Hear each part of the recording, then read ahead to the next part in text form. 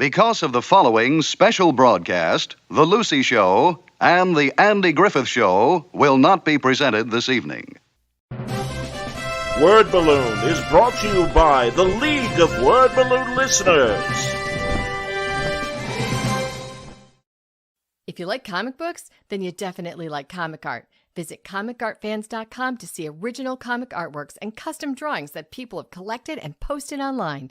Coming soon, Comic Art Fans is hosting an in-person event called the Original Art Expo that will focus on the hobby of collecting original comic art. The Original Art Expo will be held at the Doubletree by Hilton Hotel in Orlando, Florida on January 26th through the 28th, 2024. They will have over 30 exhibitors and 60 comic artists. Spend the weekend in an intimate setting with some of the best creators in the world. Purchase or commission a piece of original comic art. Visit the Comic Art and Illustration Galleries. Attend the Saturday night auction and pizza party and hang out with your fellow comic art enthusiasts. The Original Art Expo is sure to be the world's premier visual storytelling art event, so don't miss out. Go to oa-expo.com to get your tickets today and visit comicartfans.com to see what comic art collecting is all about.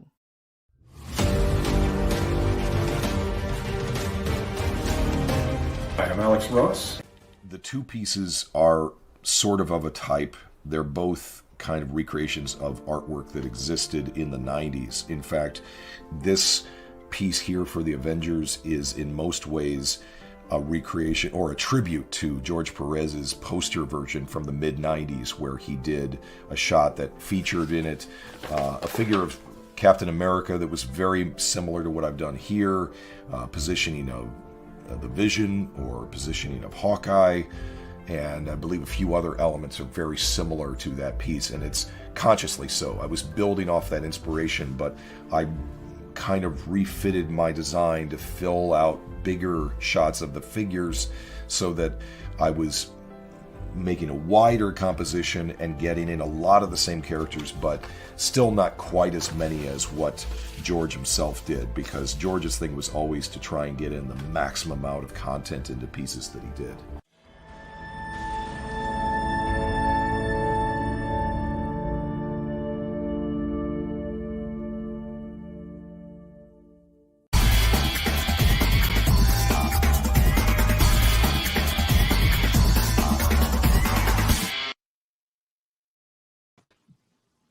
Welcome back, everybody. Time again for Word Balloon, the comic book conversation show. John Suntress here. I am so embarrassed, kids. I don't know if you can see my red face right now, but Mike Allred has been very patient, and we had a bit of a miscommunication. We don't have to go into it, but I'm glad everything is good now. He is up and running. You can see the strobe light in the background, so if you have any light-sensitive issues and stuff, we apologize. Look forward to the audio tomorrow on the Word Balloon audio channel. And you can enjoy us that way if that's going to bug you. But I love it. I don't want you to change a thing, Mike. Okay. Thank you so much, man. I really appreciate you coming on. Oh, of course. I am not a techie guy at all, and that's usually my fault if something technical doesn't fall into place. But so I'm glad it wasn't my fault. But we're here, and it is. I mean, we're even early, so yes. So good. Well, the good news is we've already got many questions.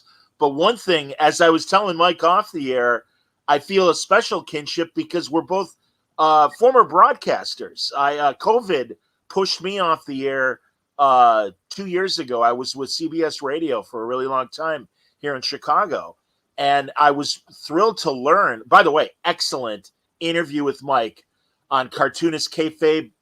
Jim and Ed are my guys as well.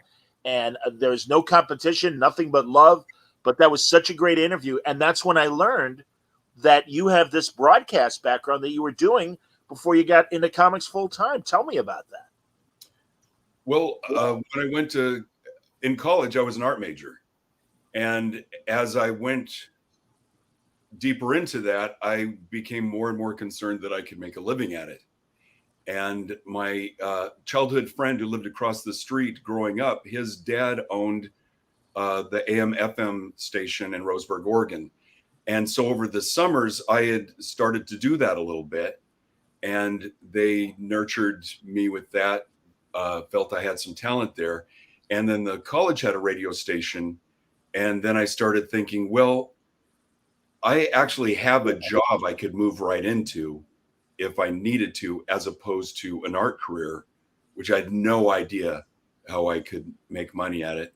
And with, you know, a lifelong love of comic books, had no understanding of how that could even happen other than going to New York and throwing down art and going, will you show me how to do this? Because I want to make comic books. So that was beyond reality for me. And so yeah, I ended up working at the AM/FM in Roseburg, and was there until Laura got pregnant, and we had a recruiter come in who would give us spots, Air Force spots. And so he said, you can do what you're doing now, but for us. And you can see the world, et cetera, et cetera. And I think because of previous experience, I tested high. And so they actually moved me into faculty at the Air Force Academy, where they have a TV station and they teach everything there. So ended up, so of course there was the training at Benjamin Harrison in Indiana. And we learned, so it moved beyond radio into television. And at the Air Force Academy, they would have Goldwater came there. So like I interviewed Barry Goldwater and Wow. the cadets how to do that. Who wrote Catch-22? Joseph Heller. There you go. Interviewed him. So we Wow. have the series come through. Sure. And set them up, and if we would either train the cadets how to do it, and we would do the pre-interviews. But what was great about that was we taught every aspect: audio, field work, field camera, field audio, studio cameras, switchers, you know, the control room. Absolutely. Every aspect of television production, I was trained to teach cadets. And so we would be sent up in gliders and boy, talk about being airsick, having a giant camera in a glider. That was the worst nausea I've ever felt in my life. But that's the kind of thing we would do. We would get sent out to do that stuff. And then from there, I was sent to Europe, where I was a field reporter for a magazine show that was put on by AFN and AFRTS. And so when you're in Europe, if you speak English, you're going to watch AFN and AFRTS. That's where you get all the American programming and all that. And that's what I did. So I would be sent all over Europe covering stories. And as I mentioned in the KFAB interview, my last story was covering the fall of the Berlin Wall. Wow.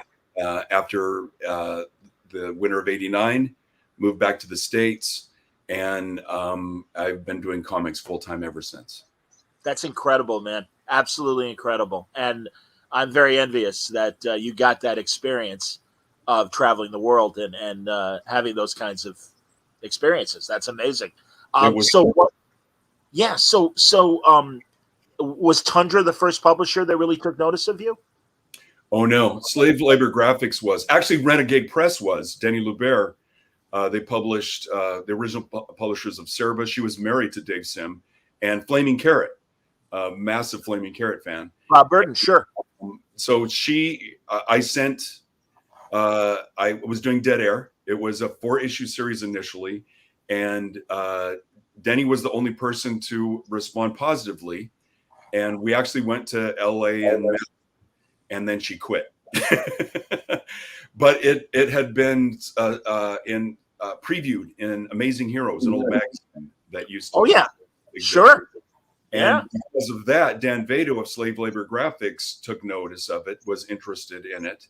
And so by the time, and I'd started that when I was still in Colorado Springs. By the time we were in Europe, I had finished it and then heard from Dan asking what happened to it. I know Denny stopped. So is this still available? And I was absolutely. And because it was complete, he said, well, we're going to release it complete as a graphic novel. That may have been the first time I ever heard of a graphic novel or heard that phrasing, a graphic novel. But Dan picked it up and did that. And also by this time, I'd been experimenting with other things. I had my own Love and Rockets inspired anthology, self-anthology, graphique musique. We were in Paris and went by an art shop and a music shop, and it was graphique musique. And I thought, that's what comic books are. They're graphic music. And so pretentiously went with that title.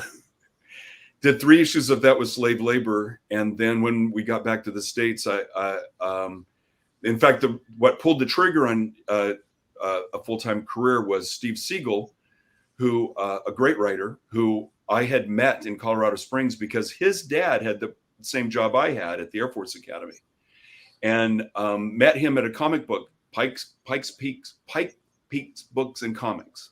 Okay. Pikes Peak Books and Comics.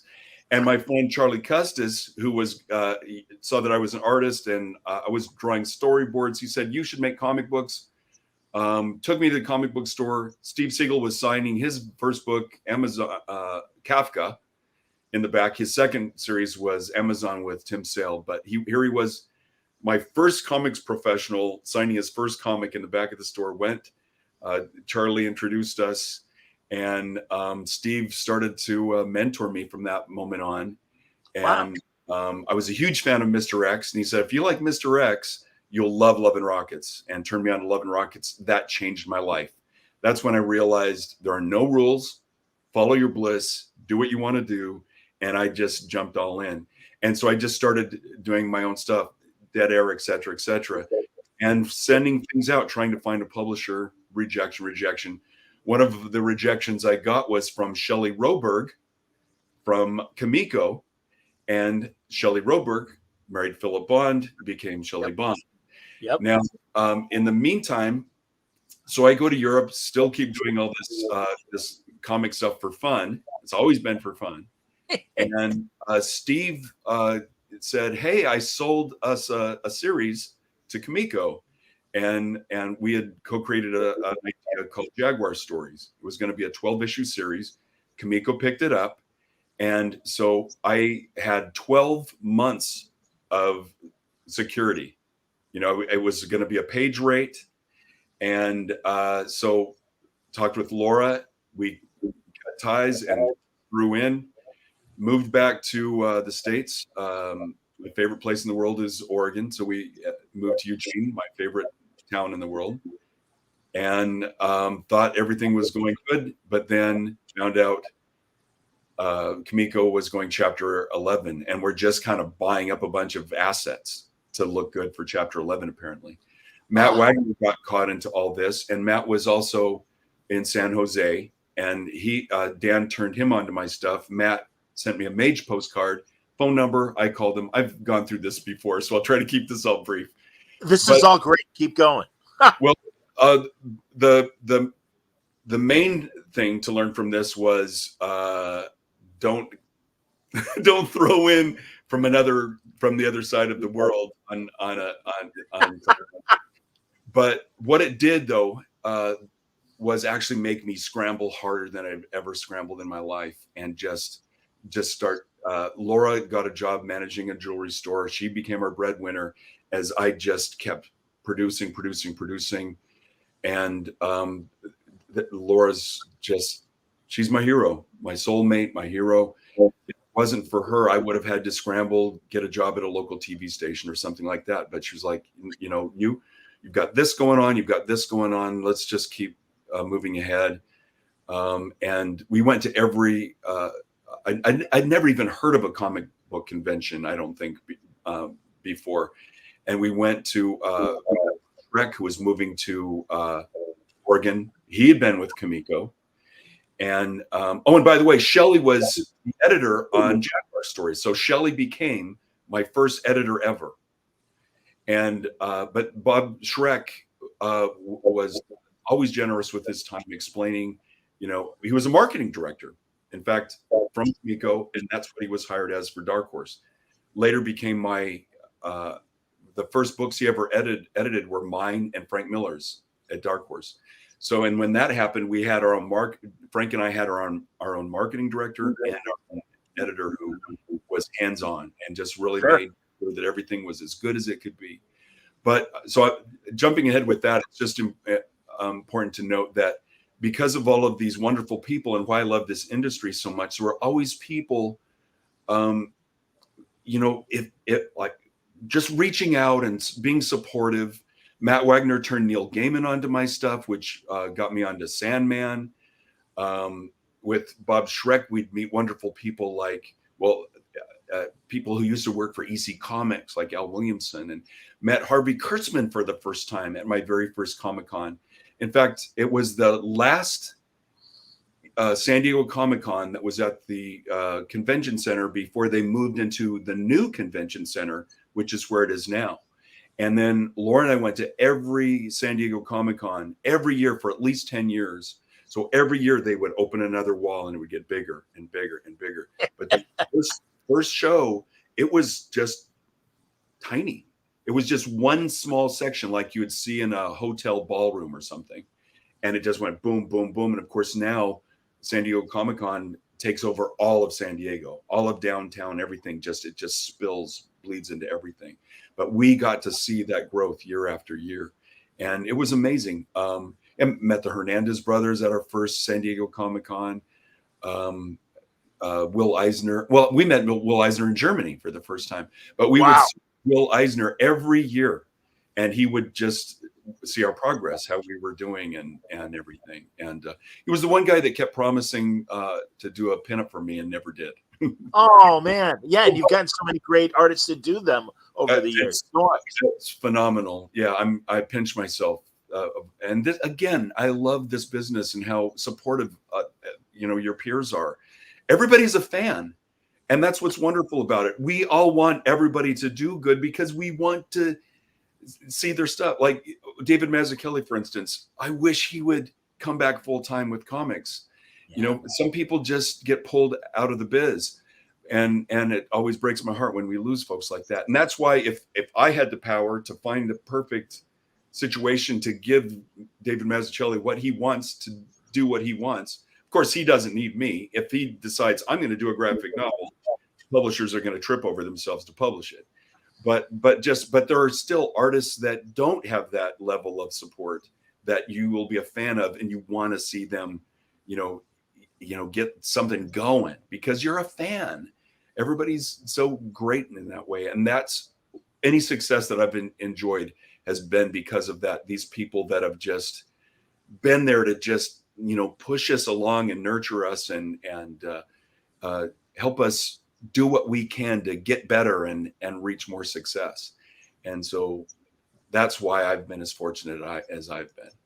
Well, talent also had something to do with it as well. And I'm glad. So many people, so much more talented than me. And so I have to factor in luck because there are so many people. Well, yes.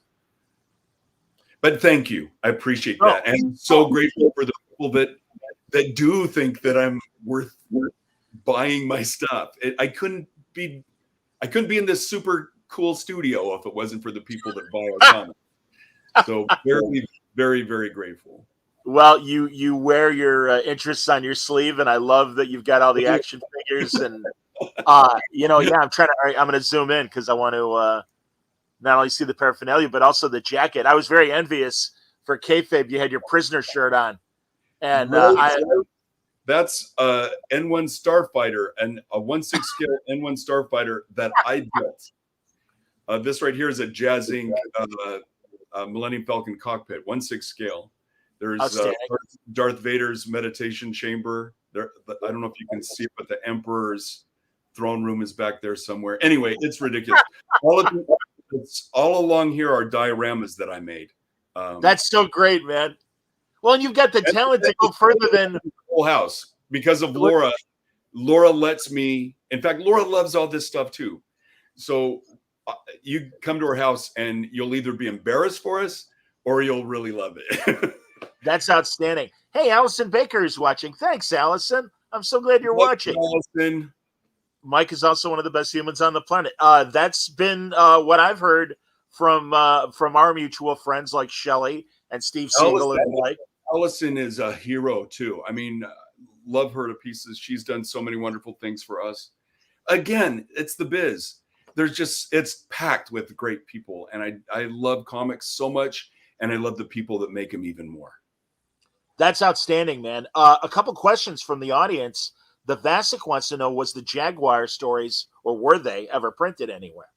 No, and Steve and I keep revisiting it, trying to figure out some way to bring it back. But it's scheduling. He's crazy busy. I'm crazy busy. By the way, Steve co-created Ben 10 among many of his other successes, but also Big Hero 6 co-created that. Yes.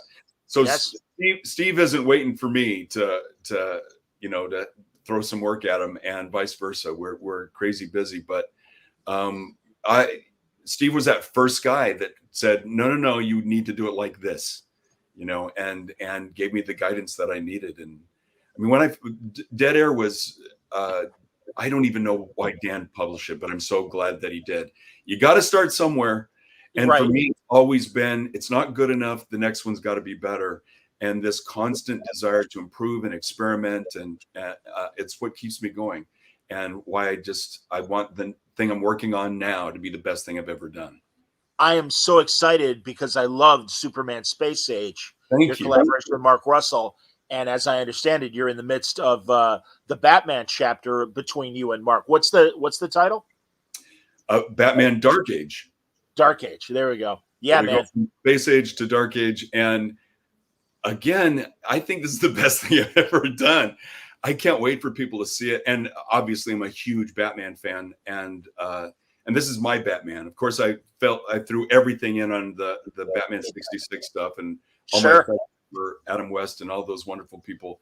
But this is my Batman, my design, and it's so much fun. I get to tweak it, and it's a history the same way that Superman Space Age was, and so there's so much in it.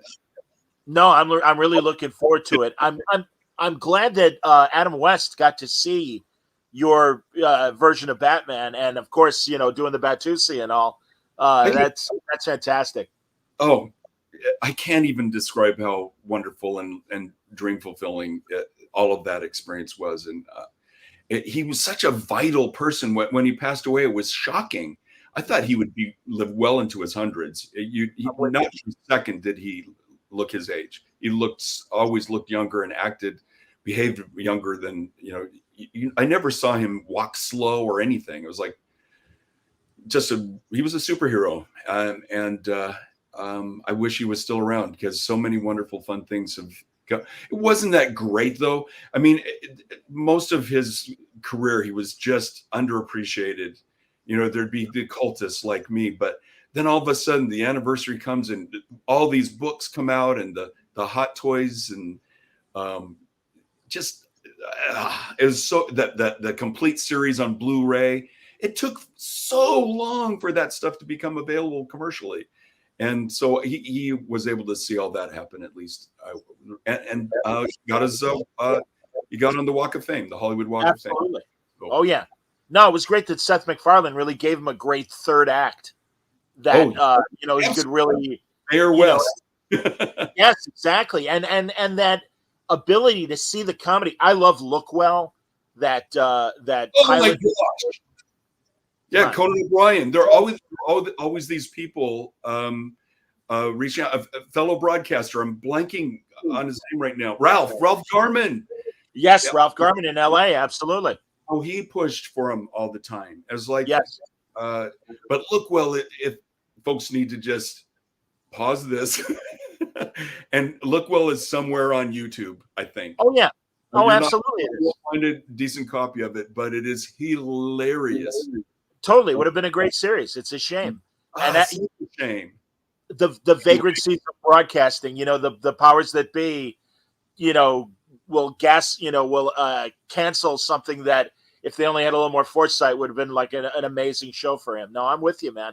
I share that feeling of hero worship because I got to meet when I was a kid Buster Crabbe and Clayton Moore. Wow, and I'm convinced that's why I'm still into comics and the nerd culture, because it's like, hey man, that was Flash Gordon and the Lone Ranger. Are you kidding me? Yeah. And Buck Rogers. Yeah.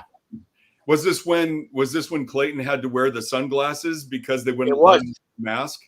Yes, it was. I did meet him. He did come in costume in the 70s, but he came back in the 80s after the movie had come out and everything. And but he was. Buster Grant made him sunglasses that looked like a mask. True. Absolutely, man. When somebody with power can express that kind of fandom and support. Yeah, I'm with you. Absolutely. And Buster was the same way, man. Was just and man, my God, what a shocker. I mean, this guy was just like a strong, because he was a swimmer and never stopped swimming and stuff. He had that great build even in his 70s and stuff. He was a formidable guy. I'm sure a lot of senior citizen women are like, "Hey, how you doing?" The Vasic wanted to know, was Patrick Nagel an early influence on the Dead Air book? Oh yeah. Yeah, actually, Google this artist. It's very 80s. And the Duran Rio album cover is Patrick Nagel art. So yeah, it was all over the place. So it very much was in the zeitgeist back then. Would you are you embarrassed by Dead Air? Would you be able to put it back out if you wanted to? Because as a broadcaster, I'd love to read about your broadcast event. It is out. It's Dark Horse is doing this Madman library. It's called the Madman Library, or Madmaniverse library. 5-volume. No, maybe the 5th one isn't out yet. I have my copy of it, but it's all of my creator-owned stuff. All of my creator-owned stuff, and also a lot of collaborative creator-owned stuff, all in 6 huge volumes. And I always said I would never reprint any of the graphic music stuff or Dead Air. I wanted it to just leave it lay. But with this, we thought, okay, in the context of a career, it makes sense. Yeah. And also the opportunity for Laura to color this stuff for the first time.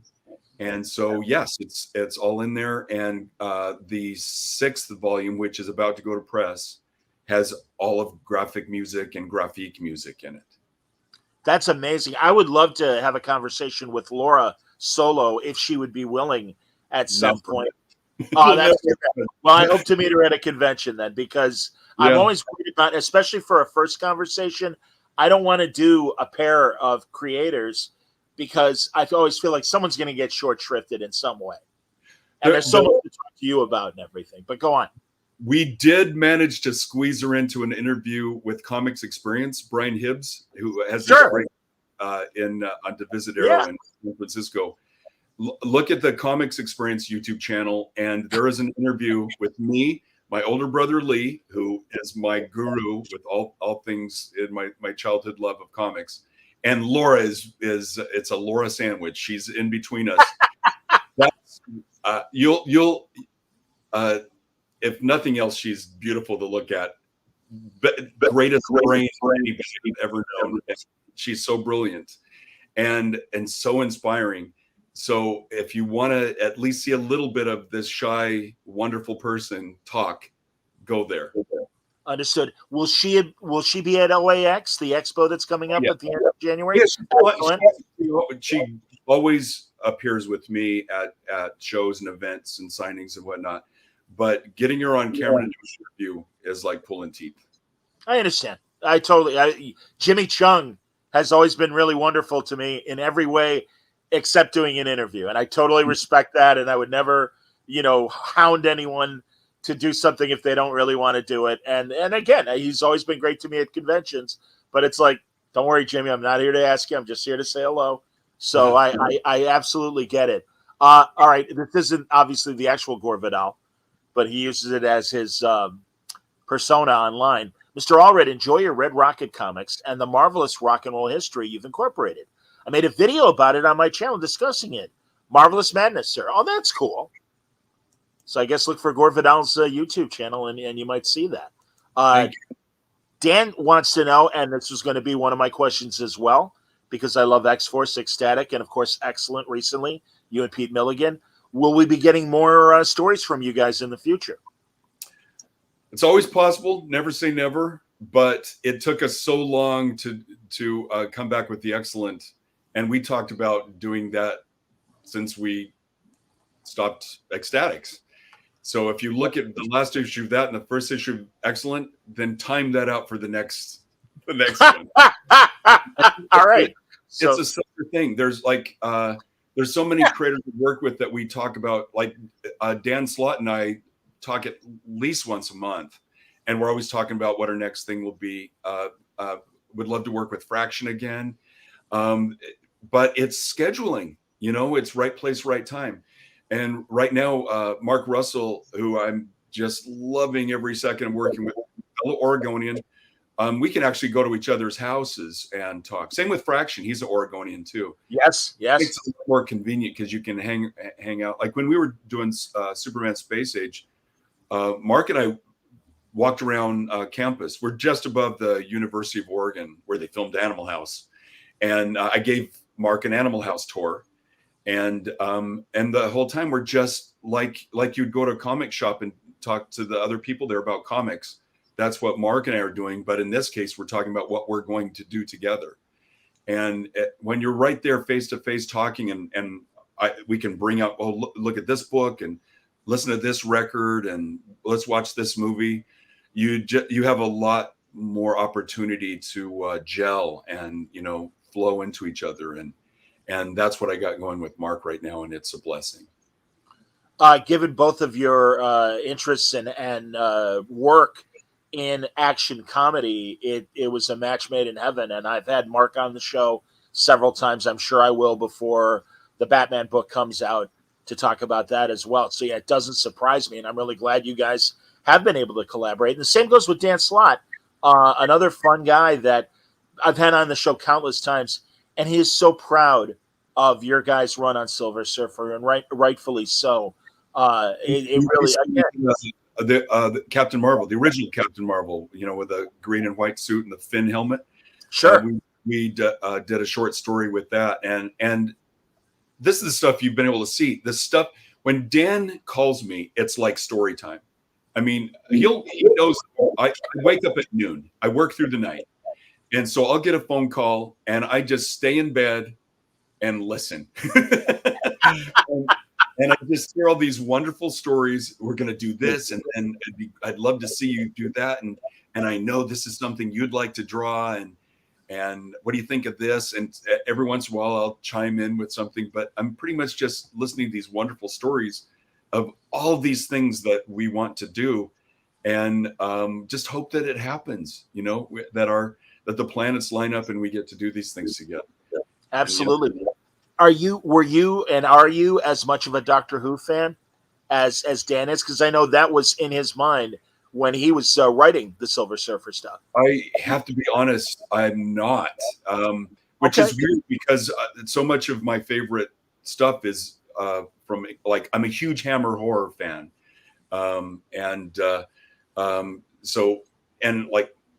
Of course, then you start talking about Peter Cushing, and Peter Cushing was one of the doctors, one of the doctors. But it's ironic because, of course, I hear Dan talking passionately about it, and my bestie Brian, who was just here, the computer genius who makes sure this stuff works.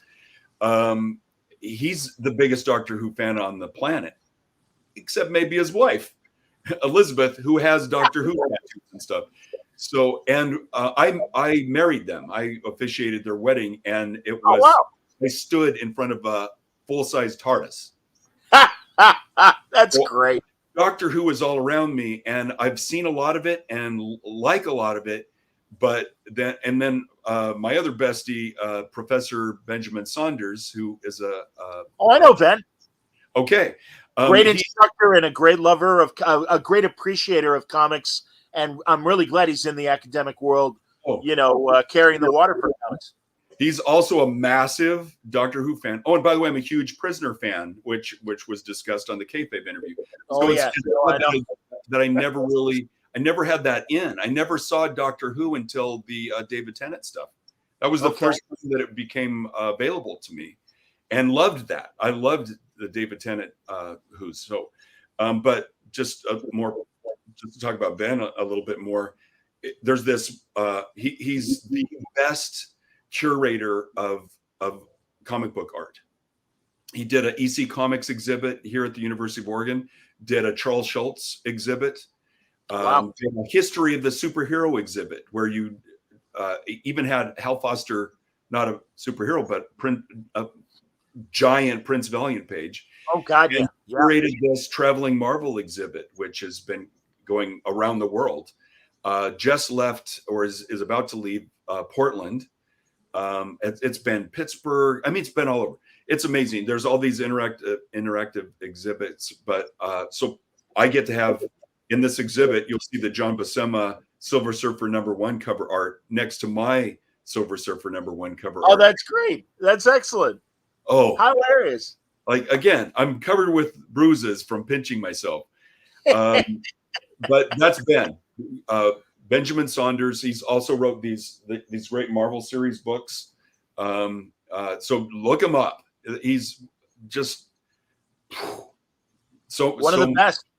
Actually, on my Word Balloon audio feed, he moderated at Emerald City a conversation between Brubaker and Rucka discussing Gotham Central, and he was the moderator. And I asked them beforehand, I'm like, can I record this and use it on Word Balloon? They're like, absolutely. Because I'm friends with Ed and Greg as well. That's the thing, man. Honestly, I have dozens of Oregon creator friends that are all over the place. Bendis and I are good friends. Fraction and I and Kelly Sue. And you know. Blondie, come here. Hey, also, regarding The Prisoner, has there ever been an actor? I think he and Gary Conway from Land of the Giants have Jack Kirby eyes, and I think I'm wondering with Titan owning right now, unless they obviously they were licensing The Prisoner. I know Peter Milligan did a great Prisoner story recently. Would you ever have interest in doing a Prisoner comic? Well, I did a cover, and I did this super fantastic original art edition came out, and there's I'm sorry, I forgot. a huge spread that they asked me to color. Actually, I think they were expecting Laura to do it, but I was like, nope, I'm doing it. Wow, there it is. Man, there you go. Well, and you have firsthand knowledge of Port Marion. You've experienced a lot. Colors by Mike Allred. Outstanding, man. That's great. Mike, I hope to get the scratch together to go to Wales and see Port Marion myself. And I know you were there. Yeah. Amazing. Yeah, if anybody that's a fan will lose their mind being there. They actually have a 24/7 Prisoner channel. So you can be in your cottage watching The Prisoner and then walk out into the village. That's insane. What's more surreal than that? I hear you, man. That's incredible. All right, back to the chat because people are asking good questions. So, of course, your signature character, Madman. I have to. Oh, what do you got here? I'll zoom in. These are those books that Ben has been doing. Oh, wow. At Penguin Classics. Yeah, there's Fantastic Four, Spider-Man, Black Panther, Captain America. They're again, he curated this thing. So the reprints of stories, does he have commentary in between the stories, basically? And he decided which story should. Cool. That's amazing. All right, Henry wanted to know about Madman, and I got to ask the origin story of one of your signature characters, Madman. Tell us how it happened.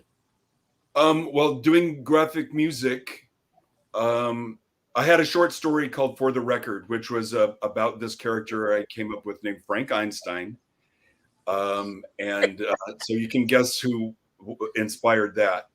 But he reflected my lack of confidence, and like I've never understood why Laura likes me.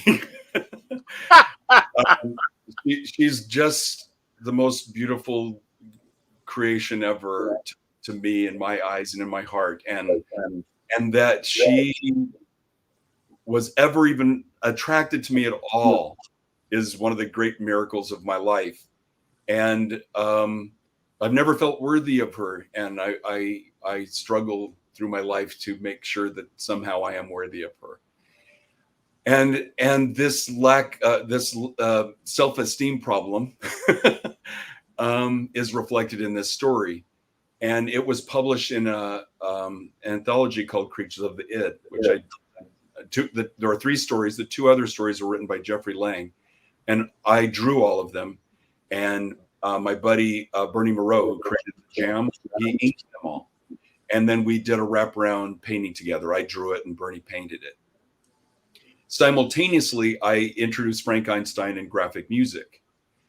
So he became my favorite character. And for the longest time, I didn't realize that it was this close to biography, autobiography, that I was almost everything that I felt was spilled through Frank Einstein.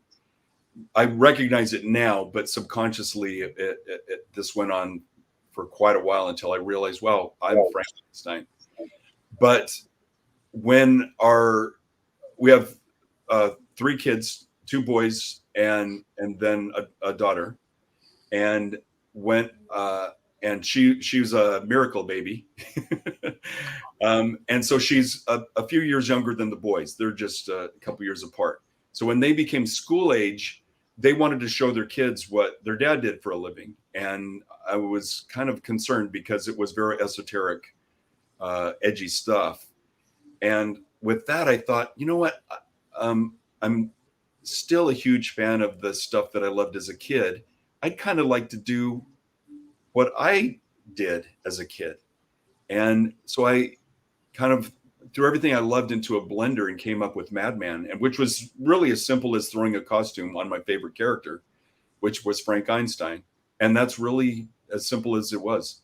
And so instead of doing all this kind of hard edge stuff, I kind of moved into genre adventures, with underground rocket car tunnels and dinosaurs and time travel and mad scientists and robots and aliens and spaceships. And so Madman became my fun place where I could just take these characters to into any situation I want. Like I can write a family drama, or I can, like I have done, put them on another planet. So I can do anything I want in the world of Madman, and created something that my kids could point at and go, my dad did that. I agree with what Mike is saying here, and that is the creative joy Mike has in doing comics comes through in every story, in every panel of Madman. I so agree. And further beyond the comics, I give you a lot of credit of doing the trading cards and the other merch that you've done, involving Madman, and a lot of your other stuff too. And I just think that's great from a business way, but also, like I was only, I don't know, I was never personally into comic book trading cards, but I certainly saw them as the phenomenon, grew through the 90s and early 2000s and everything. So yeah, I would imagine, did you have the Mars Attacks baseball cards back, trading cards back in the day? Not a full set. We'd have 1 or 2. Like I had a Planet of the Apes, just a few of them. In fact, I'm really bad at just veering off into crazy directions, but I love it. The best thing about eBay is that anything that you ever wanted is available. True. And so now I have the complete Planet of the Apes card set and stuff like that. I have and the Mars Attacks, the book that collected all the cards. Oh, sure. So you get them bigger and fancier and whatnot. And absolutely. Yeah. The dust jacket feels like that waxy cover that you get over the bubble gum, And this last Halloween, they came out with a life-size Martian from Mars Attacks. Wow. And so, and we wanted to buy it, and the store was like, well, this is the floor display. If you're here, first come, first serve on this date, we'll sell it. So Dan Klaus's Monica had just come out. And so I went to the store. It was like one of those spirit stores, the Halloween stores. Sure. And I got a camping folding chair, planted myself outside at like 4 o'clock in the morning. And I just sat there and read Dan Klaus's Monica. And sure enough, people drove by and like, are you in line for the Martian? And I'm keep moving. Nice. Oh, that's so great. You got it, man. That's wonderful. I got it. Yeah, it's great. Well, you know, and Patton Oswalt, I think, has written very eloquently about this, that when we were kids. I love his movie book. His book on movies. It's so absolutely. Good. So good. But as far as like getting stuff like, you know, old action figures or whatever, you'd hear about a store that might be 20 miles away. And you would have to either, you know, take the buses or get on your bike or whatever to get your parents to take you. And as much as I love the fact that eBay makes it that much easier to find everything, the pursuit was half of the fun of trying to get this stuff. And so hearing that story absolutely folds into that. That's great, man. Oh, there have been so many treasure hunts in my life, like getting all the original Love and Rockets, for instance. Every time we would go to different shows around the country, I would hit remember what yellow pages were? I would get on the yellow pages and look up comic book stores, and I'd go in there. Same thing with Chester Brown's Yummy Fur. It was like, I remember issue number 9 was this holy grail I couldn't find, and finally found it in some old, not a very good comic book store at all, but for whatever reason, it had this one comic I'd been looking for. But the thrill you get when you find these things, you know, and like I was talking about Ben, he still is like trying to finish his Fantastic Four collection, or you know, and Brian too. We get to live this every day. You know, these guys are over here all the time. We have so much fun together, and we talk about this culture that we're all in love with, and it's music and movies too, you know, but just pop culture in general, old toys, you know, just really get excited about this stuff. And it's always kind of a treasure hunt, or even when I make my own toys, when I'm building something, and I love doing these scale dioramas. And on the kayfabe, I briefly showed off my Batman 66 Batcave. Yes. I did the where astronaut Dave unplugs Hal in 2001: A Space Odyssey. I created that room with all the lights, and I have him floating in it, you know, as he unplugs Hal, or the hallway where he goes into the space pod bay. Like I build these things, and that's what I do for fun in between meeting deadlines. That's excellent. You know, I asked you earlier before we went on, and I'm looking for Anthony's question regarding it. Here it is. He's not joining us live, but he wanted to know how you're reacting to having your son Han make the Space Face documentary. And I wonder if those dioramas are going to be in the Space Face documentary. Here, I'm going to zoom in as you're showing them. The pod capturing Frank? Yes. Astronaut Frank Poole. that's hanging from the ceiling there. So that's outstanding. Is that a Judge Dredd jacket? I just realized that you're wearing. Oh no, this is a Boba Fett jacket. Oh, it's Boba Fett. Shame on me. Jesus Christ. What have you thought of the you can't buy it. I made it. Oh, that's wonderful. Truly. As a longtime fan of a lot of these older properties, you think of the new Apes movies, new Star Trek, new Star Wars. How do you feel in general, hit and miss, as far as some of these, or have you loved everything that has been made as far as the new stuff? I love them more than most people. I'm definitely a half glass full kind of guy. I almost every movie I can put my brain in neutral and kind of connect with what the storytellers were wanting to do. And so some stuff over time doesn't hold up well, but my initial experience with almost everything is usually a really positive experience. What has held up for me is like The Mandalorian. I think that's the best Star Wars anything since the original trilogy. I love The Mandalorian. I think it's fantastic. I really liked Ahsoka. Found a lot to like in the Obi-Wan stuff to be critical of. These sequels really okay. I'm rarely negative, but I have to say, the missed opportunity to get Han, Leia, and Luke back together. It was tragic. Agreed. To get that, and knowing that Harrison Ford wanted Han Solo to be killed off, famously years ago. Yes. Not for a second was I surprised or moved by the death of Han Solo. It made me angry. Yeah. I don't like being manipulated like that, and so that's it. As far as being negative, that's it. Everything else, I'm always happy to go back to that galaxy far, far away. I love it so much.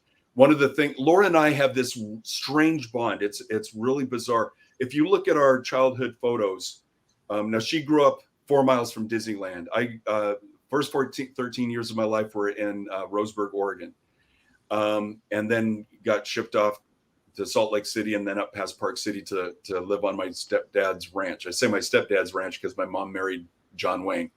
But Laura and I, if you look at our childhood photos, we're posed the same in each year.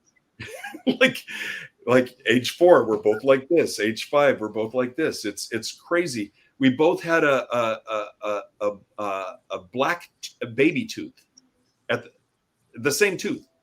And then when every summer we would, so my mom and dad, their parents lived in Utah. So every summer we would do this big spin through Utah where we would meet, visit the relatives. And the summer of 77, we were in my Aunt Erna and Uncle Raymond's house at Salt Lake City. And we, kids were driving the adults crazy. And on a little black and white TV was the commercial where you see Luke. And this is all I remember seeing, Luke swinging Leia, galaxy, coming to a galaxy near you or something like that. And just that was my first exposure to Star Wars. And I was like, what's that? They whipped out the newspaper, found Star Wars playing at the Center Theater in downtown Salt Lake City, one of these great old theaters with balcony and everything. And so they carted us off. We went in and it had already started. And I'm thinking it had to have just been released because there was no line or anything. And we just went right in. The theater was probably about 2/3 full. And as we walked in, it's the shot where it's the scene where C-3PO is walking past the crate dragon on the dune. Okay. And so that was the first thing I saw. Watched the movie, loved it. Greatest experience ever.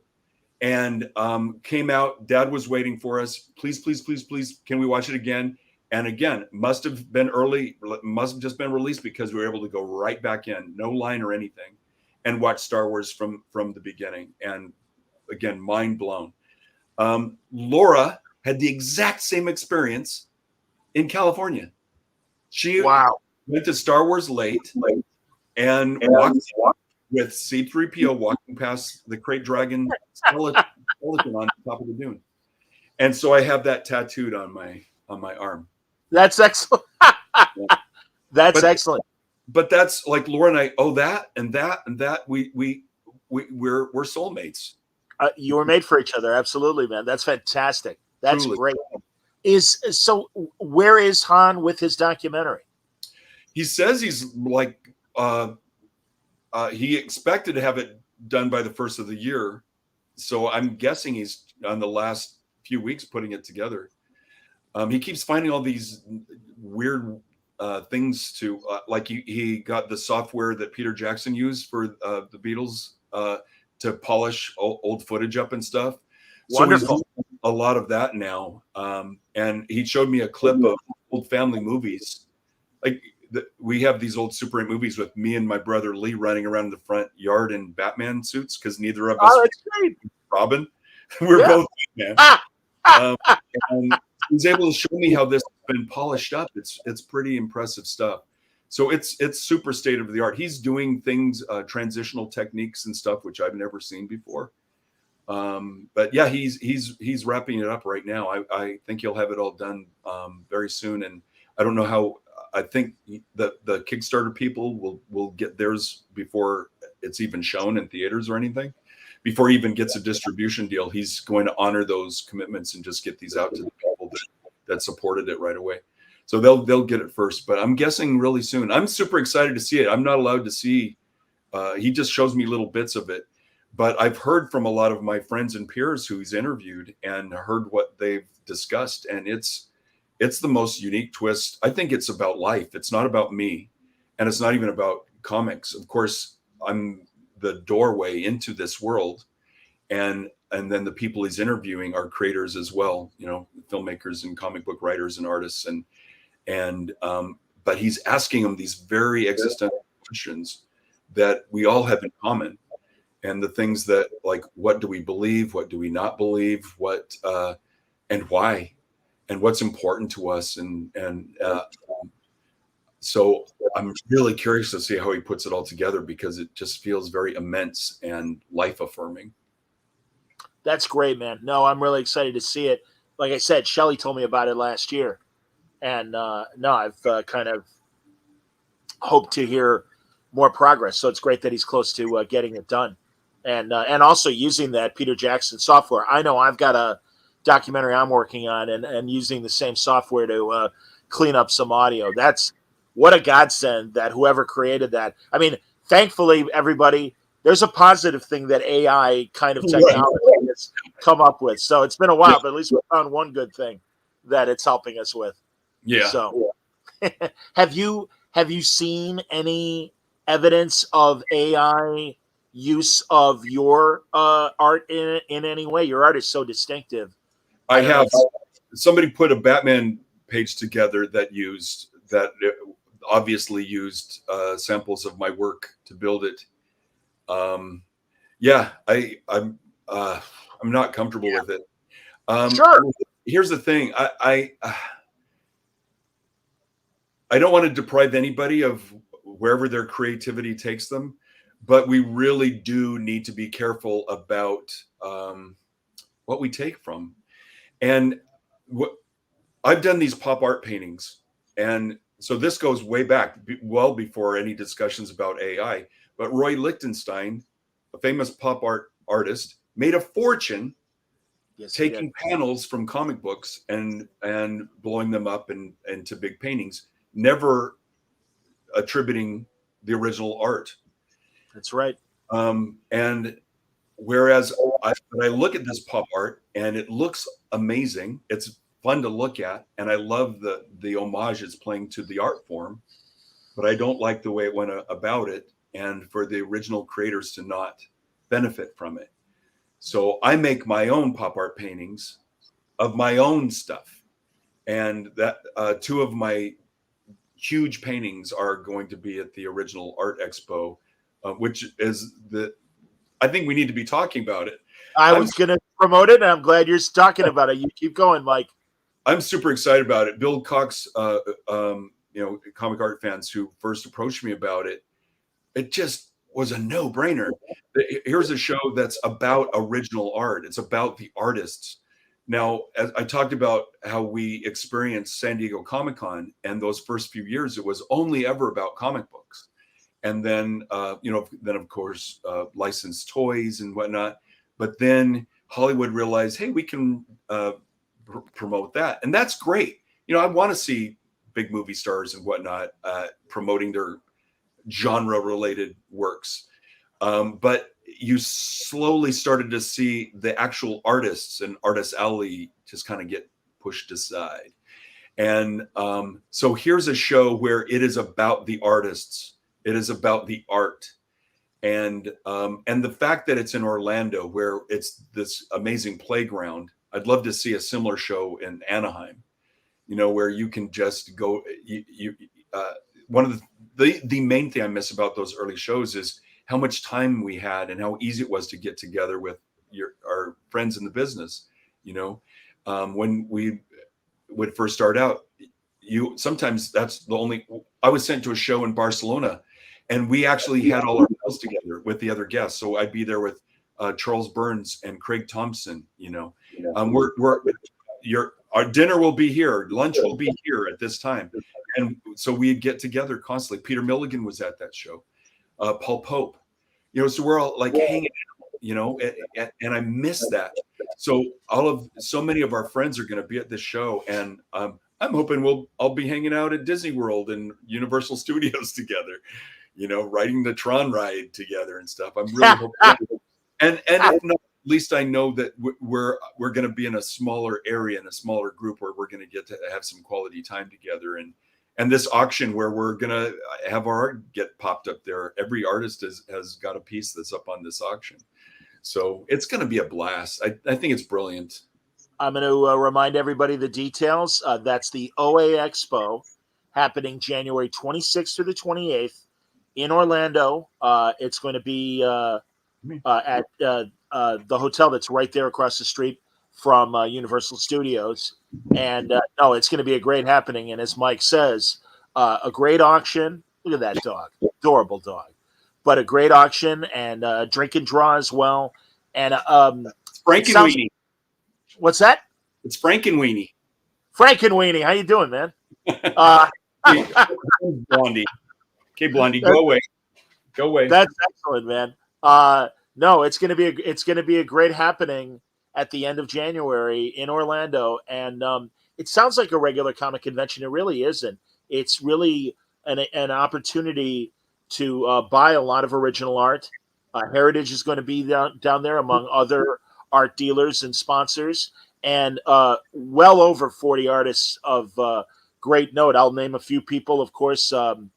Sean Gordon Murphy's going to be down there. Adam Hughes is going to be down there. Adam Kubert, Matt Wagner, and Kelly Jones. Jose Luis Garcia Lopez is going to be down there. And look at this list; it's incredible. And you'll get to spend quality time with these people. Our commissions are all sold out now, but the people that got commissions, they also it's quality time. We'll be personally handing the art that they've commissioned, and get to talk with only them about it. It's going to be a very personal. It's the first of its kind. I just think it's genius, and I hope that it's successful so that more of these kind of events can happen. Agreed. OAX-expo.com will take you to the main page. You'll get many more details, and you're going to see a lot of guests on Word Balloon in the weeks ahead. Yeah, it's one of the reasons why Mike and I are talking tonight. Absolutely, man.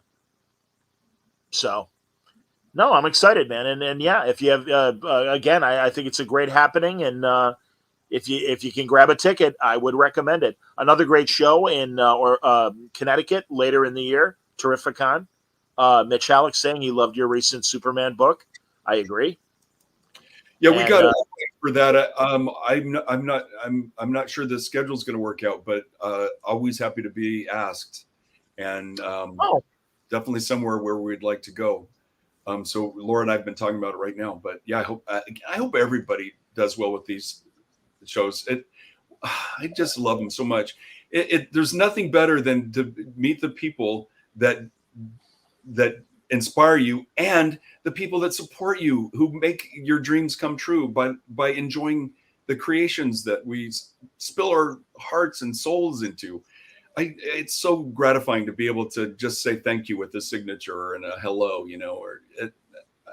I love this business so much, and I want it to be successful. My entire career, I've heard how the industry is dying and the comic book business is dying. It's not dying. It's thriving. And everybody needs to share the joy of this art form, this medium, everywhere they can. Don't be shy about it. There's a comic book for everybody, and so whoever friends and relatives, whatever they might be into, you can find the comic book that will turn them into a fan. We can blow this industry up into the big, beautiful, successful thing it always should have been, what it was initially, and then for too many historical left turns, has deprived us. But we hang in there. We continue to survive. And it's because there's always something to celebrate. There's always something to be excited about. And it's out there. You just got to take the time, go into your local shop. I was talking about eBay.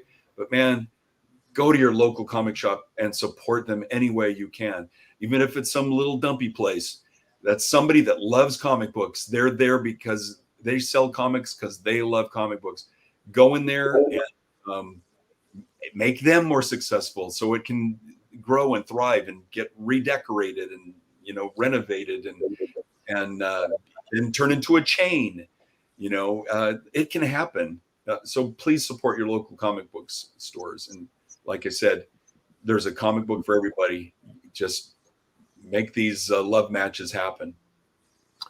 I couldn't have said it better, Mike. And I was going to ask you, because you have great perspective on the peaks and valleys of the comic business. You came in, I think, at the tail end of the black and white boom of the 80s, and you saw the rise of the 90s. You saw the collapse of the 90s, and everything that's happened here in the last 24 years now. I you know, again, so I'm glad to hear you feeling so positive, and also that, and I'm glad, I'm thrilled that you're still, I want you to do your creator-owned stuff, but that you have always carved out time for DC and Marvel to come back and do new stuff, and that's why Superman Space Age was so great, and looking forward to Batman Dark Age as well this year. These are labors of love. I'm not going anywhere. I'll continue to do this. I will never retire because I enjoy this. I love doing it so much, and you may not see it there, but it's going to be on my drawing table. You know, I'm going to do this for the pure pleasure of it.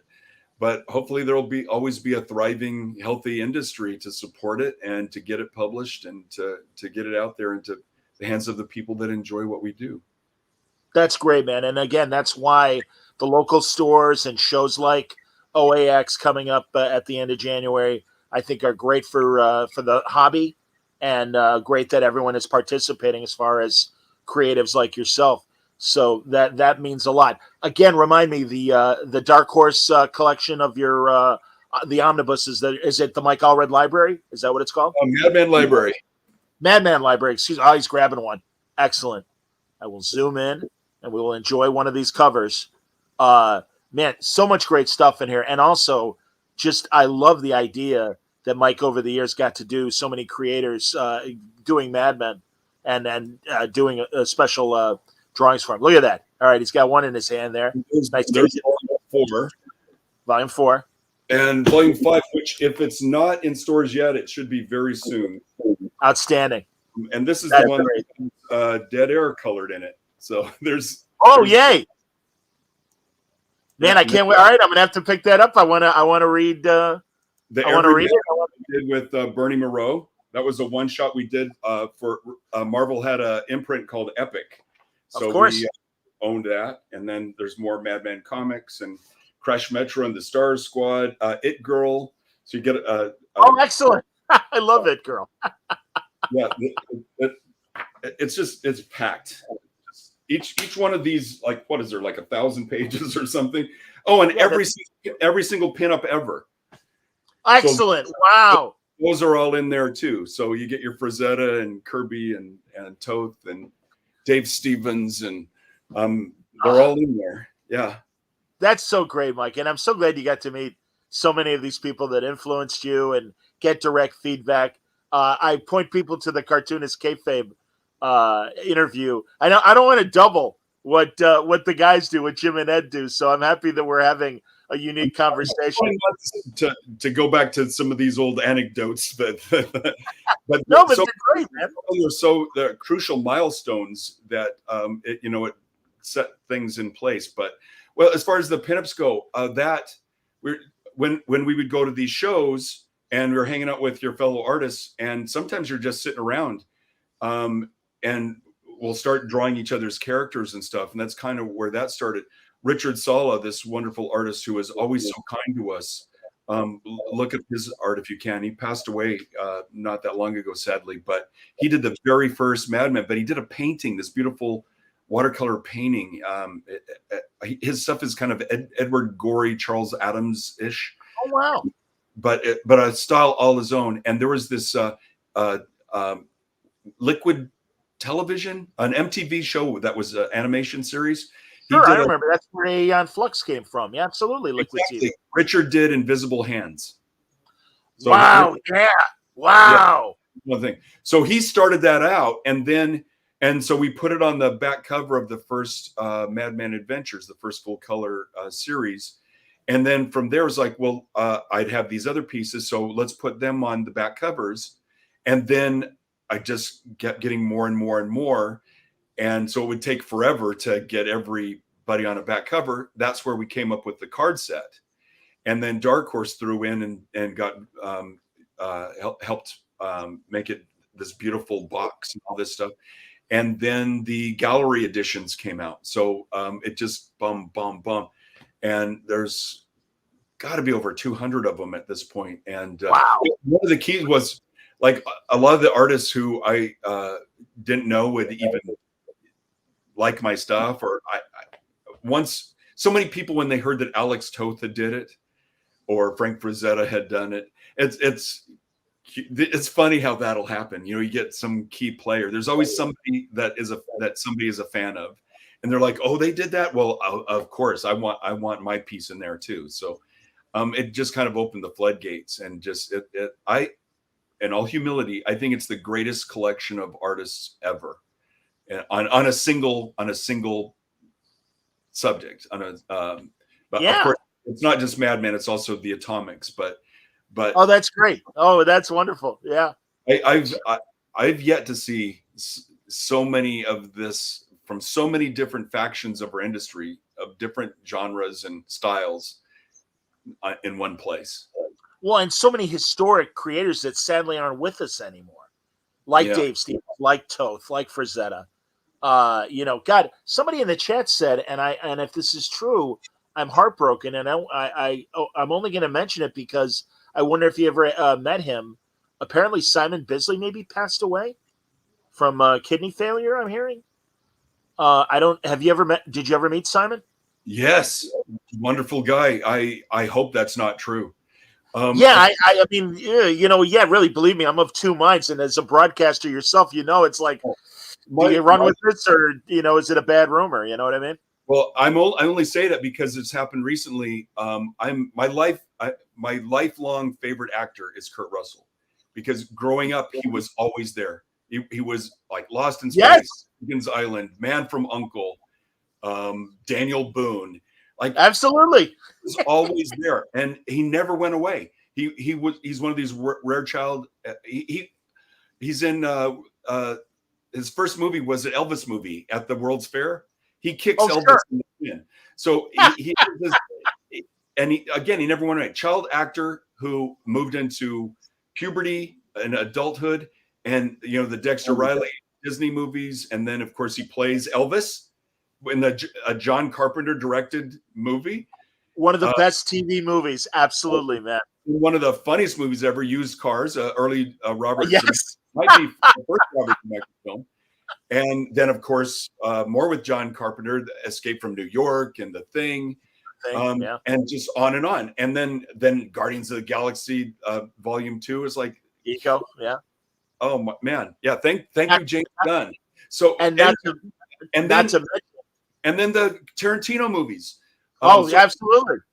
But also right now, even bring this up because a few weeks ago on YouTube was a video about Kurt Russell dying.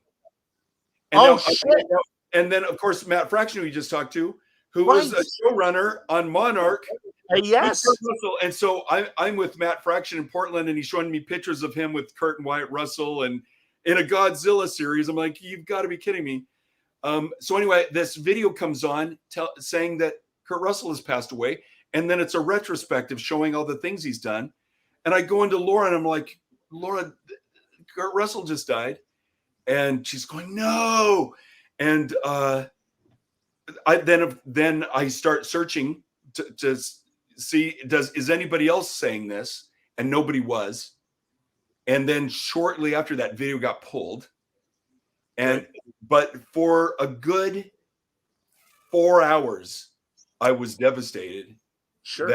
That because again, we're seeing week after week he's coming on Monarch. Right.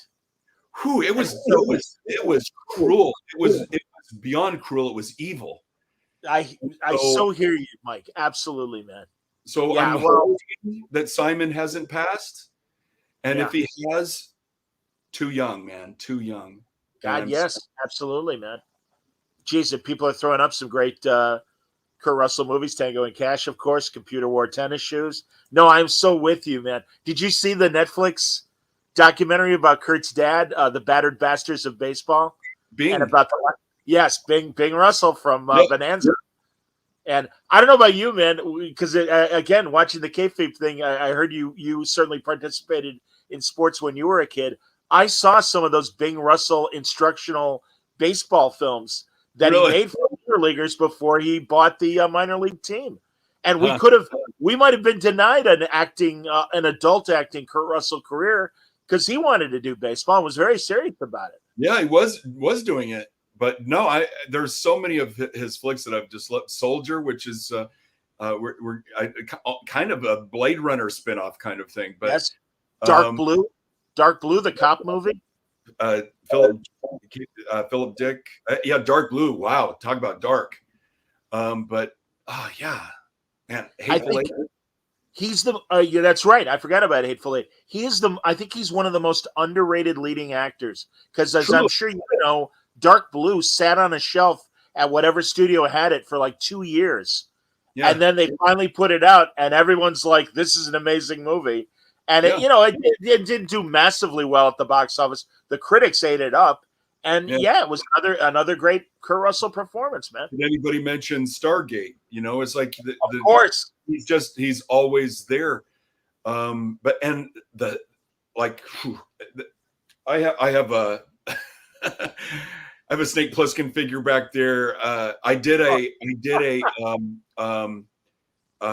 There was a comic book series where Snake Plissken meets Big Trouble in Little China, Jack. Right. Yes.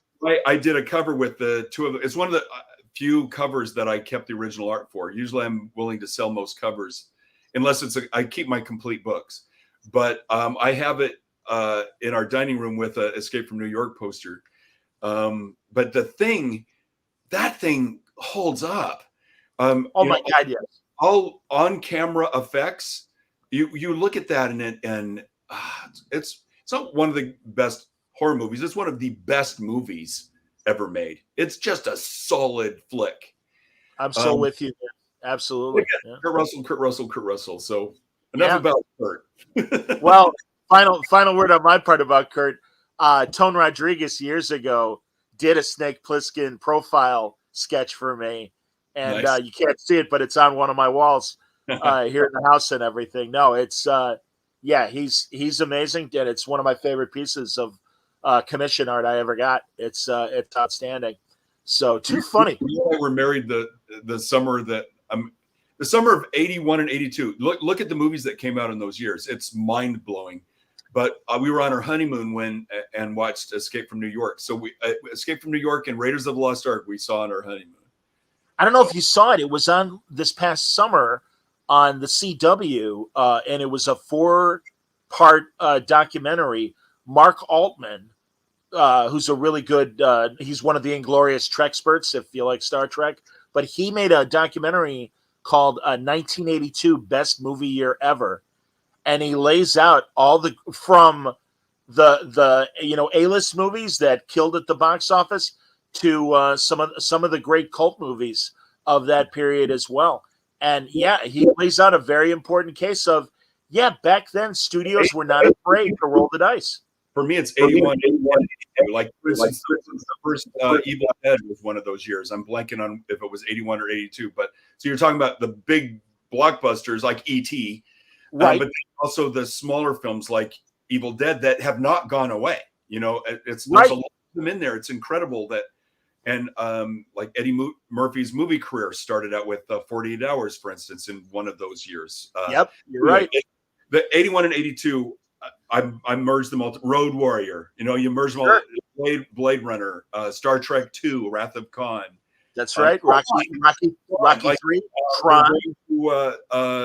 Disney World, that's Tron ride we're super excited about getting on. Sure. The Tron merch. Oh, sadly, we just lost. Now this has been definitely confirmed. yes. Sadly, lost Cindy Morgan, absolutely, from Tron and So- Caddyshack. So weird. We were revisiting all this Tron stuff, and on the same day, Ben she died. It's yeah. Yeah, I know. 69, man. I think everybody should be living over 100 years old by now. But yeah, it's so sad when you hear somebody's left the planet. But well, again, as you're pointing out with the work you're doing and everything, you're making every minute count. You're not wasting time, and you're continuing to put out amazing stuff at a really high standard. And we're and I know I speak for the chat and the people watching and listening that aren't participating in the chat. We're glad you're out there. We're glad you're doing your thing, and we're looking forward to you being at OAX at the end of January down in Orlando. That's going to be amazing, and surrounded by a lot of great peers. So that's going to be a great show. And hey, this has been great, Mike. I don't want to keep you longer than this, but I thank you so much. I hope, despite our goodbye. Well, I mean, hey man, we can go 2 hours. I make Bendis talk to me for a couple hours usually as a regular thing. As long as everybody's question got answered, I'd be happy to answer. If there are more questions, I know someone obviously acknowledged Rocket Red and that fantastic Red Rocket 7. I'm confusing it with the Justice League character, but yeah, Red Rocket 7. Yeah, the history of rock and roll told through the eyes of an alien clone. And I'm so glad you said there's a little bit more. David Bowie. I'm so with you on Bowie. When Black Star came out, I was working at an album rock station, and I was so angry at them, because obviously it came out, and then a few weeks later he passed away, and I'm like, why aren't we playing this album? And the programmer is like, well, we're a classic rock station, so we'll play his oldies and stuff. And I'm like, he's still making incredible things. Why wouldn't you? Like, good Lord, what are you doing? And the same went for Santana had a new album out that sounded as good as any of their stuff in their prime. And I'm just like, I had to, as the production director, I had to make commercials for these albums. And I'm like, it was a pleasure making them and using the music. But I'm like, we're running commercials for them. Play the goddamn songs. What are you doing? And then he died. A masterpiece. And he left this world in the most artistic. It is again like that. I mean, he knew he was dying, and he planned it out in the most artistic, pure, beautiful way. Yes, that somebody could exit it. And it just echoed out because of that. All the timing with all that, and that's crazy. And not to leave on a downer because there's a couple more, so keep going. But go on. In a similar time frame, one of the best friends I've ever had in my life, Darwin Cook, passed away, and it just felt like all these people that meant so much to me were leaving. My mom. So yeah, you start to experience loss, and we live in this escapist medium. I mean, all day, every day, I'm in another world, and by choice. So when things that you can't avoid in the real world, like people dying, you really just have to cherish every moment that you have, and the people you get to share this world with. And I as a former news reporter, I can do maybe 5 minutes of news in a day. It just destroys me. I can't, the cruelty that human beings can show to each other. I can't grasp it. I can't tolerate it. It destroys me. And so I'll admit it. I escape, and maybe I'm not being responsible, but my choice is to try to put. I think we need escape, and I want to create escape for people. I want people to to find my work to be a place where they can go and have their thoughts provoked, but also know that in most cases there's going to be, if not a happy ending, a resolution that's satisfying. Yeah, I hear you, man. You know, in my capacity in sports radio, I had to do a lot of memorial tributes to a lot of athletes that passed, and sportscasters and things. And I always felt horrible. I did it, and I did it with, you know, the best ability that I could muster at the moment. But it hurt, and it really hurt even more having to make those things. So no, I get what you're saying. And again, we do need escapism. That's why I started doing Word Balloon Live as a video, because I've been doing the audio for, this is my I got to do the math. This is my 19th year of doing Word Balloon. I started in 05. Yeah, I started in 05, man. And yeah, I was like, well, let's get something to take our minds off of COVID and all this misery that we're dealing with. And sadly, even though we're sort of out of COVID, although I know people that still get it, you're right, the world's on fire and we do need escapism. So I absolutely am with you on that. Allison, God, Allison, that means so much that you're still watching. And I know it's for Mike and it's not for me, but I thank you for watching. But yeah, you wanted to be sick of hearing me talk by this point, but probably not. But the iZombie Omnibus now out in its second printing, which is great. Yeah, tell me about that whole thing. You and Chris Robertson. I mean, yeah, like, and Shelley Bond. And Shelley, shame on me, of course, and Shelley Bond. So how did iZombie happen? Shelley Bond. She had a germ of an idea and approached Chris, and then suggested throwing me into the mix. And we all just kind of started throwing stuff against the wall. Like, do we want to do a vampire thing, a zombie thing? And we all just kind of started to focus in. Shelley is very much a co-creator on that book. So many of the ideas were hers or were initiated by her, but she put me and Chris together, and Chris and I just ran with it. And then just like Death in Sandman, having, you know, an idea of a good girl image to convey something heavy like that. That's one of the great things about iZombie is, again, it's this, and really well casted for the TV show. I thought Rose is fantastic. Wow, when they cast her, it was like, okay, we're good. Yeah. And truly, I'm glad that, you know, I mean, listen, she's got this massive, huge hit, the Ghost Show, the series. Yes. Yeah, I think it's the #1 sitcom now, but so happy for that success for her. She's a wonderful person. We've been able to spend some time with her, and we actually won an MTV award, and we're at the award show with her and everything. And, that was really great to see the whole cast all glammed out and everything. And so happy that they've all done really well. Mike has a question. I know being turned down for Sandman the first time hurt you, but you also said it pushed you to be a better artist. Do you think you learned more from your setbacks or your successes? Oh, I definitely learned more from my successes. Or no, maybe not. I'm happier with my successes. Sure. The setbacks definitely get you to reset. And it was Karen Berger. I thought it was a done deal. Neil asked me if I wanted to do it, and I was like, well, yeah. And when he asked me, there was a big article in Rolling Stone magazine on comic books in general with a full page ad for the first Sandman collection. And this was when we were still struggling, you know, and again, Neil wouldn't have even known who I was if it wasn't for Matt Wagner, who met him at a show and said, you got to check this guy out. So I thought, we're getting it done. And Laura and I, we made it. We're good. And so then he said, well, here, I'll hook you up with my editor, Karen Berger. And she called me and said, okay, I'm going to send you a script. This is just a spec script. Just give me like 3 pages and get them back to me so I can see how you would do this.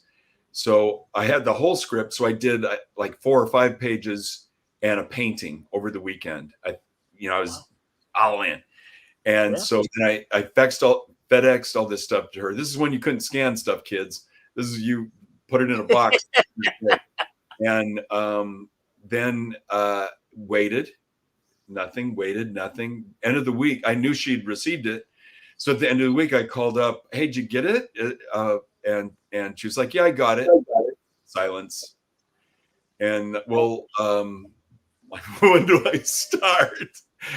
And she's like, you know what? I don't think you're ready yet.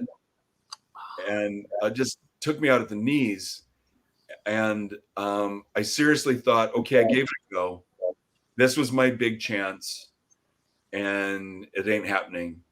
And so I started thinking, you know, it's time to go back to broadcasting.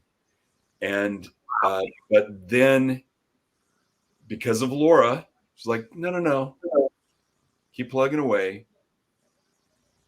I really had the hardest look at myself, looked at my work. And it's funny. And if you're an aspiring artist out there and you love drawing, you love creating, hopefully you love your work. But this is when I had to learn, you know, I may love it. I may think this is the cat's meow, but I need to see how other people are saying it. And if it's meeting certain standards, is it as good as it should be, could be. Sure. And I realized it was not. So these people that had published my work or saw something in my work, thank goodness. But I then had to look and try to understand what they were seeing and how I could take it to the next level.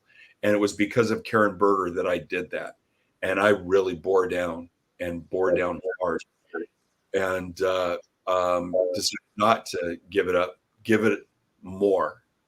And because of that, I excelled faster than I would have with the next level of progress that I was striving to make. And one of the reasons why I'm constantly thinking there's room to improve, and how can I make what I'm doing now better than anything I've done? And I think when you decide, you know, no, I'm as good as I'm going to get, then yes, you are. You've decided you're as good as you're going to get. Yeah. And so, again, to aspiring artists, you need to be your harshest critic. Nobody should be able to say anything critical of your work that you don't already recognize and have seen yourself. If you can do that, then you improve. And if you improve, you'll enjoy it more. And if you'll enjoy it more, you'll do it more. And if you do it more, you'll get better at it. And it's this ever increasing growth process. So, agreed. But the key is, don't let anything take away your love of it. That's the first most important thing. Even if your work is awful by anybody else's standards, if you like doing it, don't let anybody take that away from you. And you will naturally improve. You may not become Windsor Smith or Frank Quitely or Dave Stevens or Mark Schultz, but you will be your best. And that's what's important. You keep loving doing what you're doing. Good advice. Absolutely, man. No, and I hear you and share that determination with what I'm doing with Word Balloon in terms of, no, it can always improve. And I listen to feedback, and I stay humble and stay hungry. And staying hungry, I think, is the key. I think you're right. On another aspect of that, you know, I'd been avoiding doing Zooms. I didn't do any at all. I managed to get through the pandemic without doing any of this stuff. And then Bill Cox with Comic Art Fan was the first to kind of, you know, we want to get you. And I got talked into doing that with him, and then promised the kayfabe guys who I love. Yeah. I'm a huge fan. I've watched hours and hours of their stuff.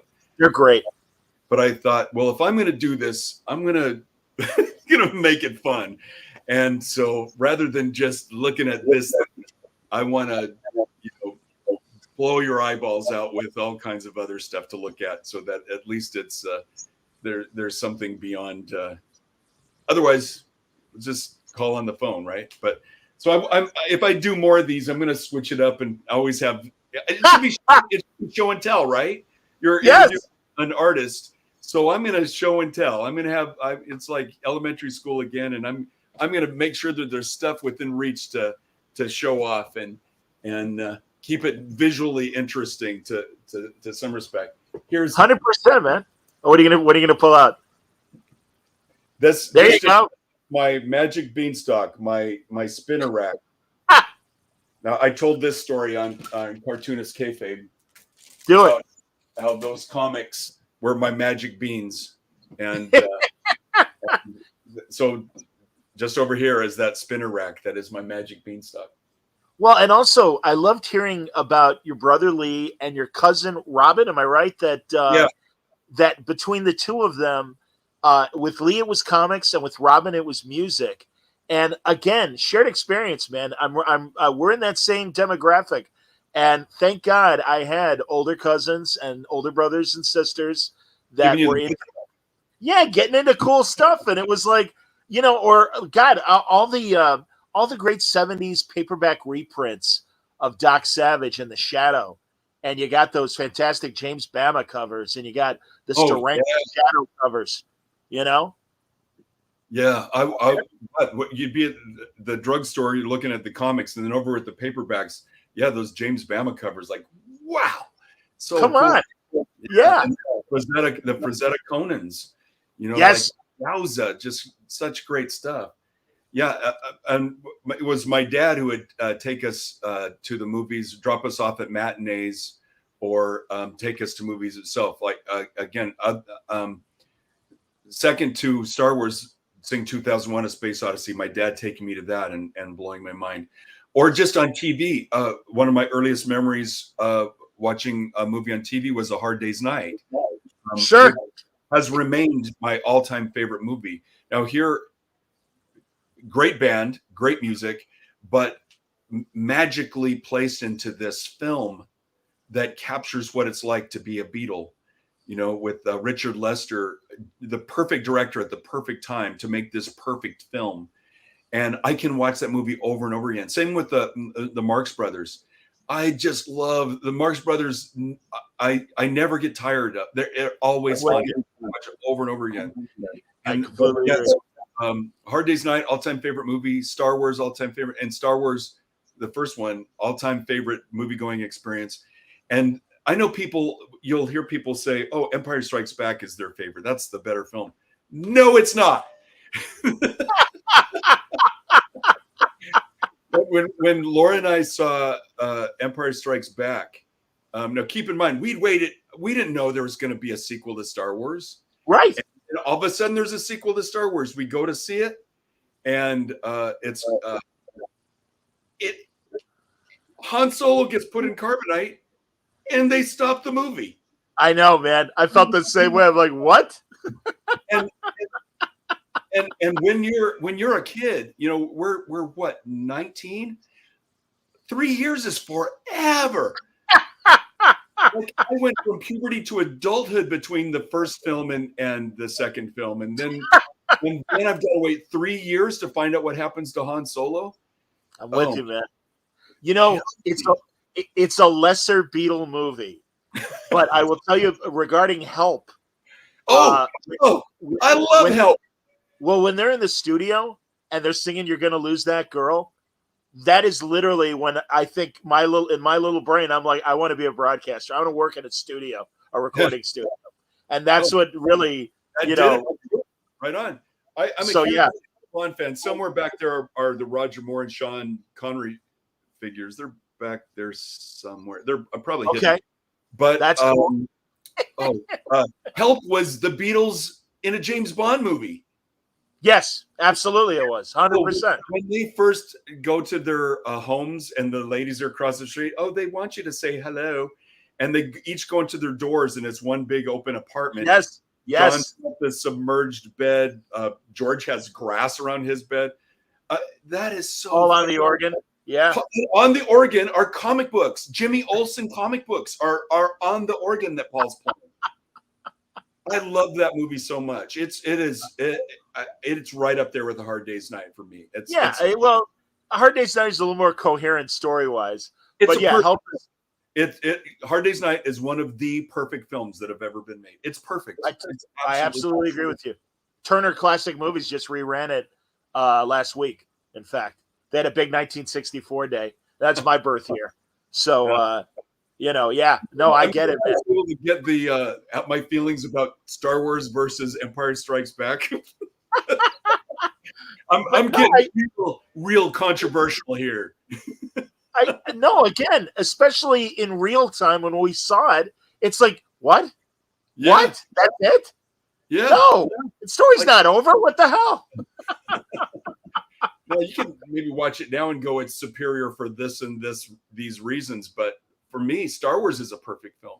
In fact, the only thing I'm critical of would be the effects at the end, which have since been improved. Going through the trying to destroy the Death Star. But It's a perfect movie. It is a perfect film. Edward says, "You two are my favorite flavor of geek. My dad put me in front of a rack full of Doc Savage novels one birthday and said, pick one. He read it in magazine form before he went to the Pacific War. That was me and my father, the Treasury edition of Captain Marvel, Shazam, the white cover. I'm on a vacation and we're at a gift shop. And my dad's like, hey, Captain Marvel, I used to read that. Do you want that? And I'm like, yes, please. And we read it together. And I was like 7 years old. And he's like, this is great, man. There's Dr. Savannah. I remember all this stuff. And I was dying. And I'm like, who knew my dad was a comic book fan? That was amazing. Oh, I get it. I don't know why, but Roy Crane came into my head, and because we're talking about these older. Yes, washed ups. Good Lord, yes. Go on. Roy Crane, it never comes up because it's never top of mind. He's one of my all-time favorite storytellers, and every time I've done an interview, I always think, oh, I should have brought up Roy Crane. We're talking about Doc Savage and Captain Marvel, the original Captain Marvel, and what, and it's like Roy Crane. Oh, and this day and age we get to live in, where Fantagraphics did those beautiful the Sunday editions with Captain Easy, and I can get lost in I forget the company that did the wash tubs collections, that they were kind of, they're black spine, short and long. Was that Hermes or was it one of the others? I don't remember, but they're so hard to find, and the hardcover versions are impossible to find. But I can get lost in Roy Crane story like nothing else. He is one of the way he does women. That's a huge influence on me. And Jaime Hernandez and Gilbert Hernandez, you can see their influence in there too. Obviously Alex Toth, but there's just this simple beauty to it. I have a Buzz Sawyer Sunday hanging on the wall over here. And I love it because it's got Buzz on it, and his buddy, but also these beautiful women, and I just love the way they did it.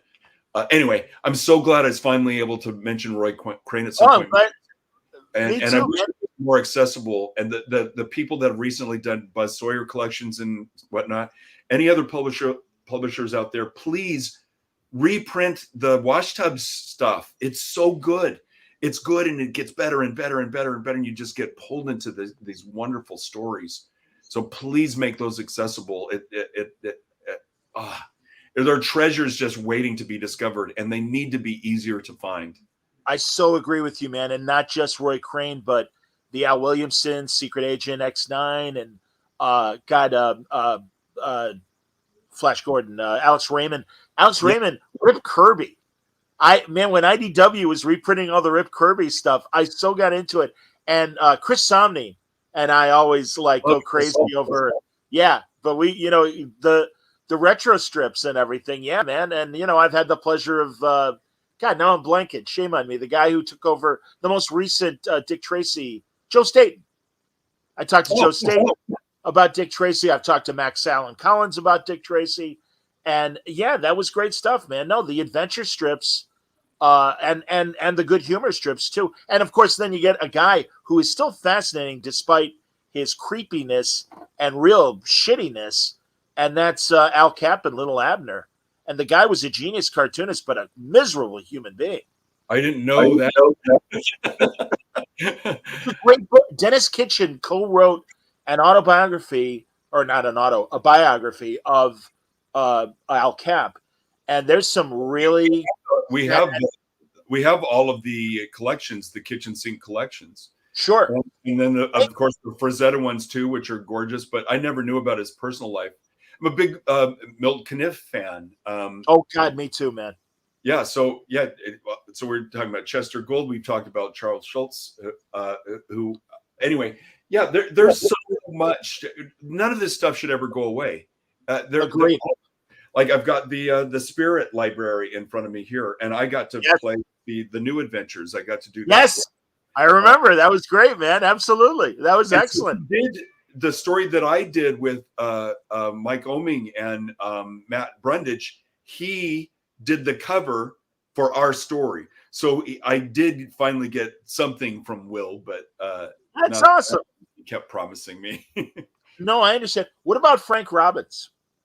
Frank Robbins too. One of my biggest influences, who I do mention often, is Bruno Premiani. He did the Teen Titans story with the Separating Man and Brave and the Bold, and of course Doom Patrol. I just love that stuff. He's somebody that if people are looking for great artists to discover, he as well. Looking over here, oh my gosh, there's just so much good stuff. There's Joe Kubert, Hawkman in front, Jack Cole, and Plastic Man. Oh man, is that stuff fantastic? Anyway, that's awesome. Any more questions? Let's see. Well, first of all, Wayne wants you to know that NBM collected wash tubs. Oh, was that who it was? I guess so. But they need to come out again, and they maybe reformatted in a more favorable way. I don't know, but they just need to be easily available, so that when somebody like me nerds out on them, that somebody can immediately order them and get them and enjoy them. They're so wonderful. You know what sucks? Paul Kupperberg tried to get Jerry Lewis's estate to authorize the reprinting of the DC comics, and they turned him down. I don't get it. I don't either, man. It was nothing but a loving tribute to Jerry while it was happening. And God, you had Neil Adams and other really great artists. Even the Bob Hope comics. I loved hearing on the Kayfabe interview early on, you said you love the Harvey stuff, like Hot Stuff and Richie Rich and all that stuff. Yeah. It was like when I saw Lee had all this more sophisticated stuff, which, Legion of Superheroes and Fantastic Four. And I was always, so the Harvey stuff was great, like simple eye candy and goofy gags. Sure. And then, but then my mind would be enriched by all this other stuff that taught me how to read that Lee had. I wanted to know what these characters were saying. And so I learned how to read from comic books. But then it was years later that I would look back at the Harvey stuff and go, there's some fantastic coloring, cartooning going on here. Wonderful brush line art and terrific simple storytelling. So it was kind of ironic to go back to something I was embarrassed about, but then to gain this whole new appreciation for just how terrific the talent was that was actually working on this stuff. The design work. You look at those covers and it's just brilliant stuff. There's some amazing talent working on these books.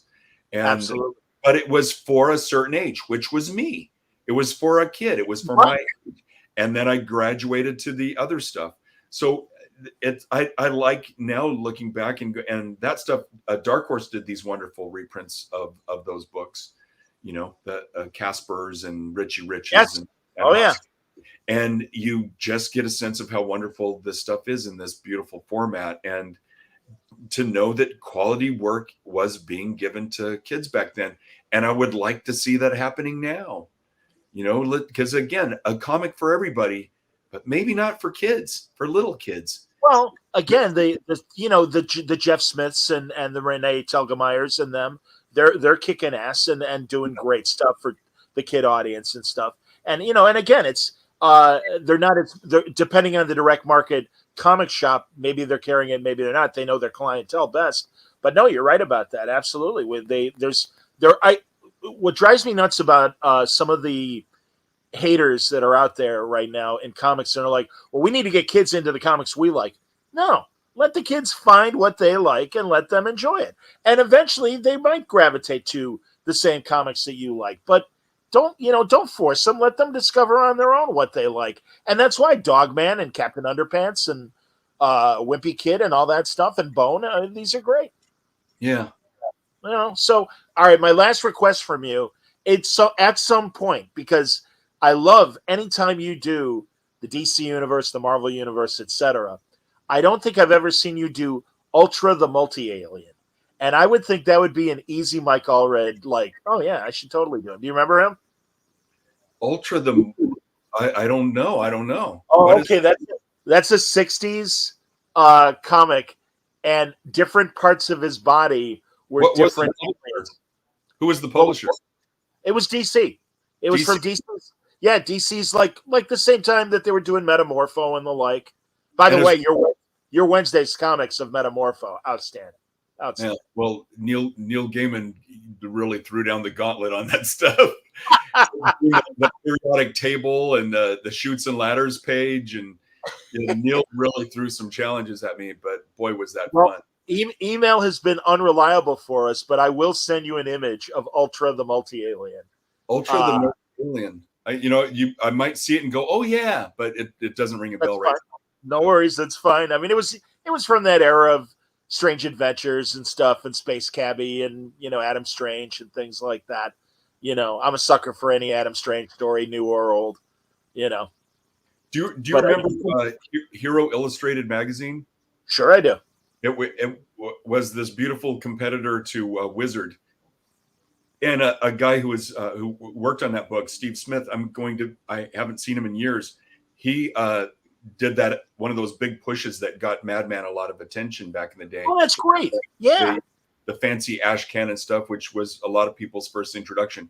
He's going to be at the OAX show, and I'm super excited about seeing him again. But with this, him telling me that he's going to be there, he said he's working on Ultraman, talking about Ultra, and it was like that was one of the shows that would be on school.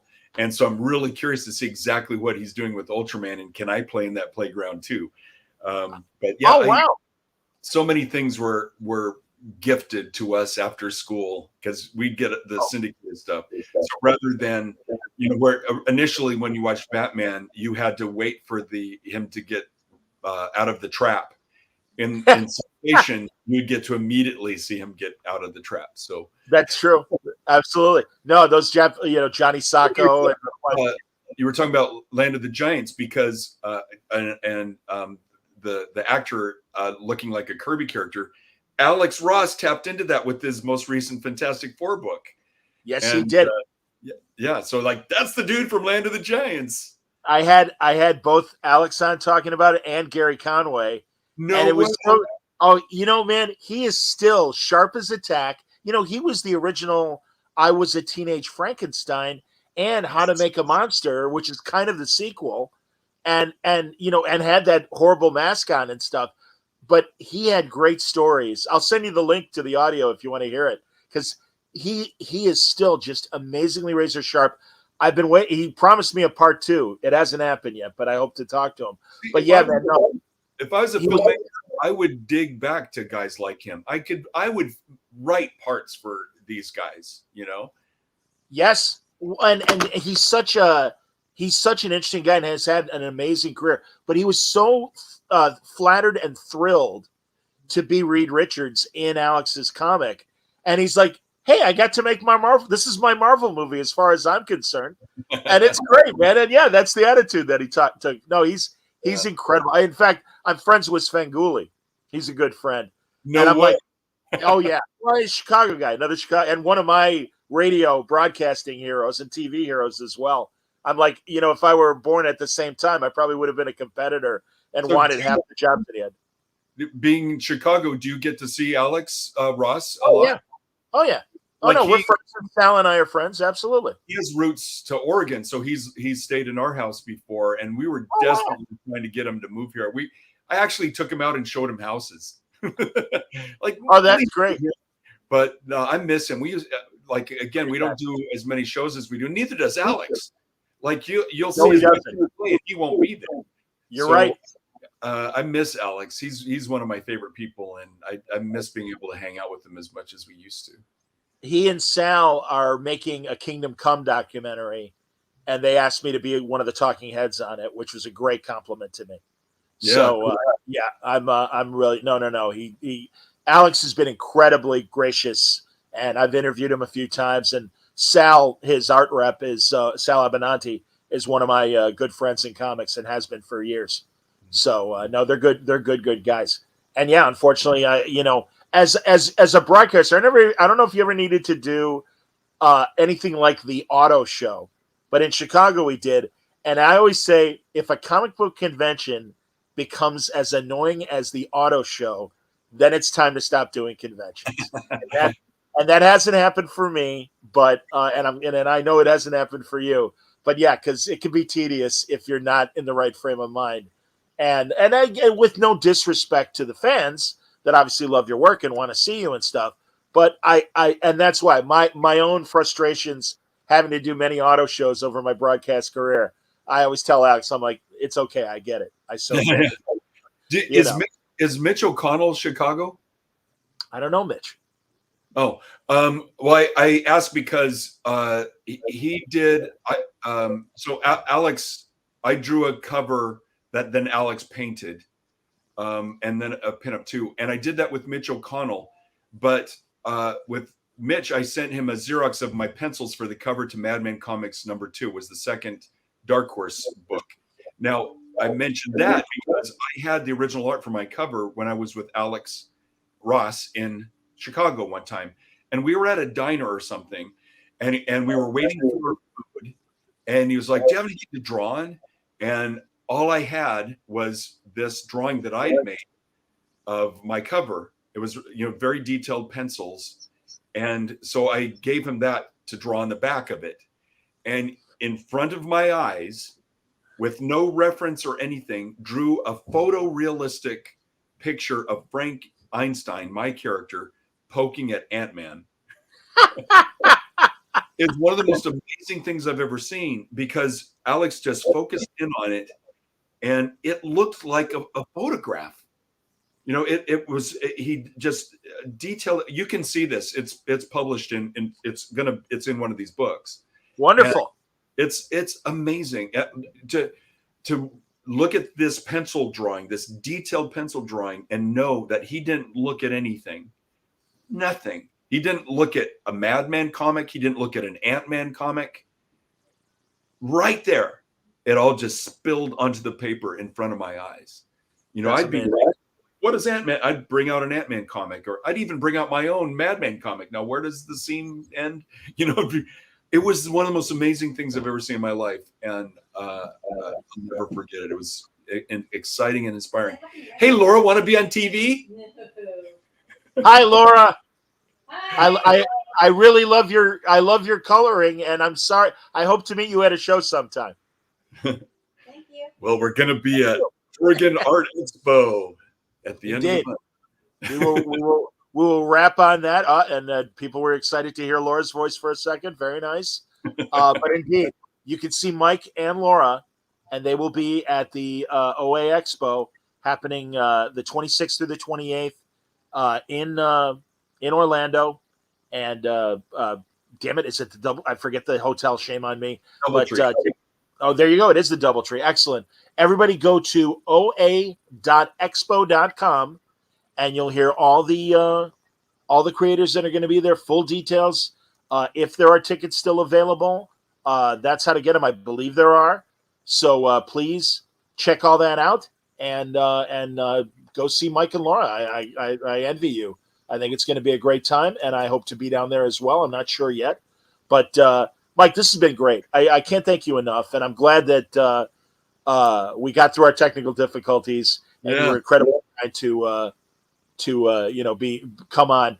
I hope at some point, maybe as these omnibuses or omnibuy come out, you'll come back maybe later this year and we can continue the conversation because there's so much to talk about regarding your career. I've been enjoying this. I don't know why I avoided these for so long. It's been fun and I hope nobody has any attacks from all the flash, but yes, I just want to throw a lot at you.